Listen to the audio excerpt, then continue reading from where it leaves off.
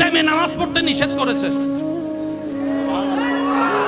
যে ইসলাম বলে যে রাতে দিনে দেবার নামাজ পড়, শুকরিয়ার নামাজ পড়ো, তওবার নামাজ পড়ো, আওয়াবিলের নামাজ পড়ো, তাহাজ্জুদ পড়ো, সেই ইসলামে আপনাকে বলতেছে, আমাকে বলতেছে 3 টাইমে নামাজ পড়িও না। ভাইয়া কয় টাইম? সবাই মিলে বলেন কয় টাইম? 3 টাইমে নামাজ পড়া যাবে। এবার আমি বলবো, আপনার উত্তর দিবেন। 3 টাইমের এক টাইম হচ্ছে সূর্য, ভেরি গুড। আরেকটা হচ্ছে সূর্য, আরেকটা হচ্ছে সূর্য। ও ইসলাম, 3 টাইমে নামাজ পড়তে নিষেধ করলা কেন?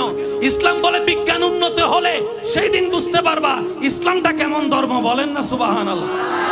এই 3 টাইম, সেই 3 টাইম, যে 3 টাইমে মাটি নেগেটিভ এনার্জি ধরতে পারে না, সেই 3 টাইমে আল্লাহ আমাদেরকে নামাজ পড়তে দেয় না।